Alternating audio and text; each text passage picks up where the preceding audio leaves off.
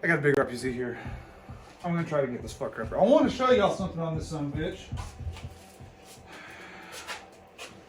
Oh, this is a bad idea, boys. Oh shit.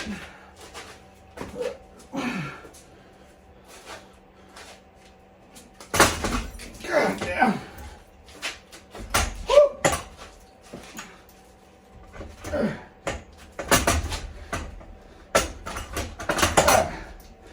Okay, kind of on there. Let's get her sensing tube out the way.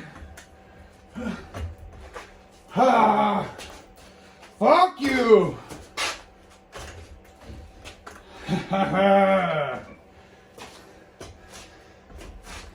Shit, I don't know. That's a good. It's heavy. Hold her head up. Okay, here it is. So, obviously, hang on. Let a fat girl catch her breath for a minute. Is this gonna stay? All right. I got it up there. All right. All right. Here's why I picked this fucker up here. I want to show y'all this thing. Oh, my cool light is running out. Let's see if we turn it down and see here. Yeah. Okay, so this is the relief valve on an RPZ, which is a backflow device, which you see this arrow, I hope y'all can see that. It indicates the flow of water through this device. And so what this does is this is how, you know, big commercial buildings and industrial places keep the water they use from getting contaminated and flowing back into the city's water, which could get you sick and cause damage to, you know, people and humans and whatnot. But the reason I like them so much is I get big old honking pieces of brass like this out of it. But, you know, I kind of wanted to take a second to explain to y'all how this works, because with these big boys, we could really understand what's going on here. So you have your water coming in here at a certain pressure. You know, let me get some check valves here. All right, we get it, light, we get it. So I'm holding in my hand the main components of this RPZ. This is the relief valve plunger, goes right here. This is a check valve, which what a check valve is it allows, let's see, well that's the first check, I can't open that one. Here's the second check. It opens, so it'll allow water to push it open and flow past it, but it won't allow it to come back behind it. So you have two of those in here. That's what these do. Now this first check is a lot stronger than this second one. You can tell by the coils on the spring here. First one's a lot of coils, a lot stronger. This one's thinner. It's significantly weaker. And I'm stronger than a car salesman's cologne, as y'all saw from me getting that fucker up here, and I can't open this thing. And I can grip some shit, boys. So you have to understand what Bernoulli's law is to understand how an RPZ works. So Bernoulli's law states that any pressure applied to a fluid in a vessel, I got it, will be evenly transmitted amongst all the fluid in the vessel and the walls of the vessel at the same time. So let's just say, well, I'm just gonna use the number 100 to make this easy, right?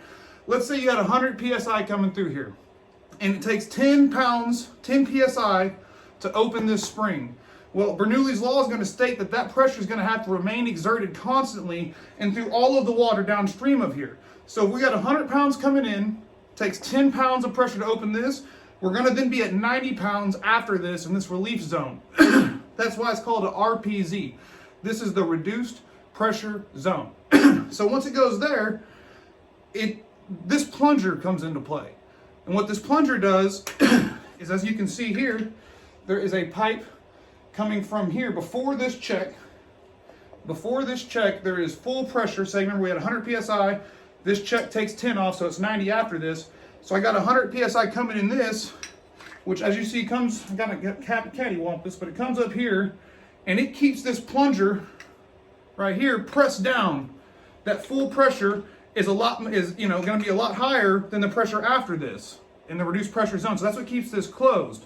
But if you ever have any kind of problem with this check valve, say there's something that's not letting it close all the way and water's leaking through, well, that water leaking through is going to be at that 100 PSI. It's going to be at full pressure because that little piece of dirt or debris has defeated that pressure for you. The water's not having to do it. So that'll cause this to lift up and water will spill out the drain right here. Now the reason there's a second check, that's another, just in case all this fails, and to protect the relief, you have to keep the relief from water coming back on it, you have a second check right here. But really the main action is between these two to me, because that's where you have to open this spring, and then that gives you that reduced pressure in here. So I don't know, I'm probably not that good at explaining it, but I'm pretty good at fucking working on them. I know the ins and outs of them. The reason I have this one, let me show y'all while I got it up here. So this one was interesting. Okay, so I gotta use it like this. So this one, it was leaking out the relief valve, okay? And the reason it was leaking is the first check here was fouled. It was just a bunch of dirt and debris built up in there, and it wasn't able to close.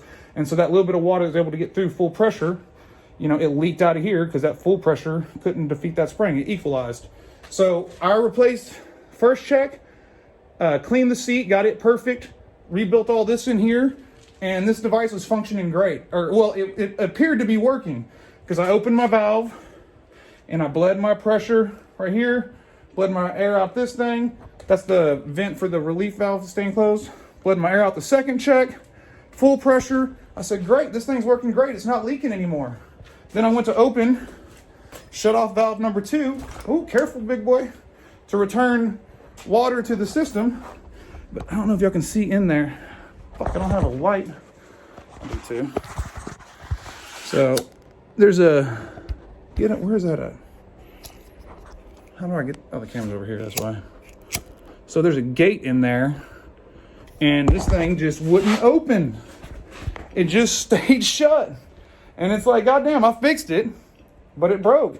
You know, and I mean, I have to close that to work on this. But now I got to figure out how to get that son of a bitch off of there. Well, I guess I got it on there. I can get it off. But it's been a while since I made a video, guys. And I know this one's going to be in my typical style of just rambling. But, I don't know. I know a lot of guys that do scrap, you know, y'all get these things. It's kind of cool to know how they work. And while we're at it, this is another, this here is all red brass. Ooh, it's probably a good 40 pounds, boys. But even this nipple's red brass. But this is a double check. See, it's just got a check valve here. This is where it flows through. This is the first check, passes through there, then it has to pass through here through the second check. And that's it. There's no relief valve. It's just those 2 spring devices. So this is, you know, it protects against back pressure and back siphonage, but it's not rated for a health hazard. You know, more anything where there's potentially dangerous chemicals and stuff like that. You have to have the full-on RPZ. But double check is very similar, except for there's no relief valve. It's much easier to work on and test and everything else. So, all right. I'll piss off YouTube. I know it's been a while, but late, mates.